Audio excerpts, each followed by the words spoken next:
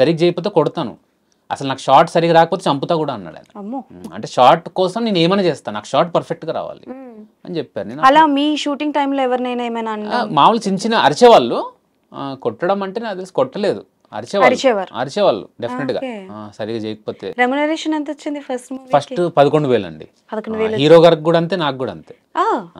Okay, ఎవరు మీకు direct గా ఇచ్చారా? మదరా చెక్ ఇచ్చారు, చెక్ ఇచ్చారు, చెక్ తీసుకెళ్ళాను. ఇంట్లో ఒప్పుకున్నారా మరి? ఆ తర్వాత నేను కరెక్ట్ గా ఎప్పుడు చెప్పానంటే ఇదంతా ఓకే కూడా 15 days తర్వాత షూట్ అన్నాను కదా, ఎల్లుండి షూట్ అన్నాక చెప్పా. ఏమన్నారు ఇంట్లో? అదేంట్రా షూటింగా, ఏం షూటింగ్ అది అంటారు. షూటింగ్ అంటే గన్ షూటింగ్ అనుకుంటున్నారు వాళ్ళు. అది కాదు సినిమా షూటింగ్ అని చెప్తున్నారు.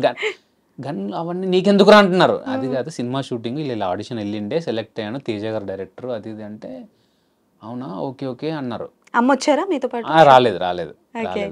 అంటే వాళ్ళు, నేను అడిగాను యాక్చువల్గా, వాళ్ళని అడిగితే ఎవరు రాకూడదు, నువ్వు రా, మీకెందుకు. ఆయన తేజ గారు ఏం చెప్పారంటే, సరే నువ్వు మల్కాజ్ గురించి ఎక్కడి నుంచో రావాలి, రోజు నీకు గంటన్నర పడుతుంది రావడానికి, నువ్వు ఒక పని చేయి, నా ఆఫీస్ రూమ్లోనే ఉండంటే నేను అదే ఆఫీస్లో ఆయన రూమ్లో ఉండేవాడిని. అదొక మంచి ఎక్స్పీరియన్స్ నాకు. ఆయన రూమ్లోనే ఉండి పడుకొని, ఆయన దగ్గర చాలా బుక్కులు ఉండేవి. ఆయన ఏమో నేను అసలు ఏం చదవలేను అనేవాడు. ఏం చదివారు సార్ మీరు అంటే, నేను అసలు ఏం లేదు 5th class ఎంతో అనేవాళ్ళు. చూసి చాలా బుక్స్ ఉన్నాయి, అంటే కెమెరాకి సంబంధించిన బుక్స్ అవి ఇవి చాలా చదివారు ఆయన. చాలా నాలెడ్జ్, అందుకే ఆయన అంత చదువుకోకపోయినా నాకు చాలా నాలెడ్జ్ ఉంటుంది. సో అవన్నీ నేను లైక్ చూసి చదివేవాన్ని, అవన్నీ చాలా మంచి ఎక్స్పీరియన్స్ నాకు. సో ఆయన దగ్గర ఉండేవాడిని కాబట్టి లైక్ ఆయనే కేర్ టేకర్ లాగా నాకు. అసలు నేను ఒక ఫాదర్ లా ఫీల్ అవుతాను ఆయన్ని.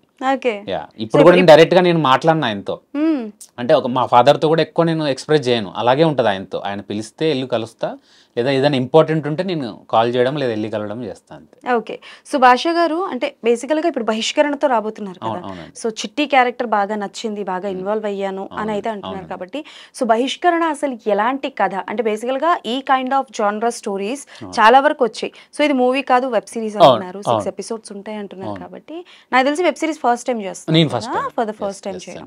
సో వెబ్ సిరీస్ కి అండ్ అలాగే మూవీకి మీరు చూసిన డిఫరెన్స్ ఏంటి? డిఫరెన్స్ ఏం లేదండి, యాక్చువల్గా మేకింగ్ సైడ్ అంతా పర్ఫెక్ట్. అసలు నేను నా దృష్టిలో ఇప్పటికీ బహిష్కరణ అనే వెబ్ సిరీసే కాదు, నాకు తెలిసి సినిమా ఇది. ముఖేష్ గారికి కూడా చాలాసార్లు చెప్పా, ఎందుకంటే ఆ మేకింగ్ అయి ఉండొచ్చు, ఆ కాన్సెప్ట్ అయి ఉండొచ్చు, పక్కా సినిమాగా రావాల్సిన సిరీస్ అనమాట. సినిమాగా వస్తే కంపల్సరీ హిట్ అవుతుంది.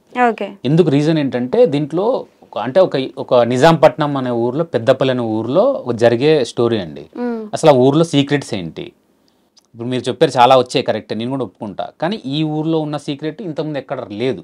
ఆ ఎలిమెంట్ ఏదైతే ఉందో, ఆ డ్రామా ఏదైతే ఉందో, దీంట్లో ఉన్న డ్రామా ఇంతకుముందు రాలేదు, తెలుగులో అయితే రాలేదు. మేబీ హిందీ అక్కడ వచ్చాయేమో నాకు తెలియదు, కానీ తెలుగులో అయితే రాలేదు. దీంట్లో మెయిన్ ఆ డ్రామా బాగా పండింది.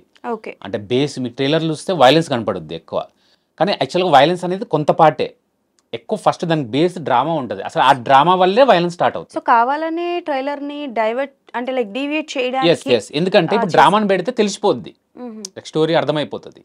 సో దాన్ని షార్ట్గా అలా చూపిస్తూ వైలెన్స్ మిక్సప్ చేశారు ఇంట్రెస్టింగ్ గా ఉండడానికి. సో యాక్చువల్గా అయితే స్టార్ట్ అయ్యేది అంతా డ్రామా నుంచే. ఆ డ్రామా ఇమోషన్స్ చాలా ఇంటెన్స్గా ఉంటాయి, ప్రతి క్యారెక్టర్ని చాలా స్టార్ట్ ఎండ్ కరెక్ట్గా ఉంటుంది అనమాట. వచ్చి క్యారెక్టర్ పోయేడాలు ఉండవు, చాలా తక్కువ క్యారెక్టర్స్ ఉంటాయి కానీ చాలా బాగుంటుంది.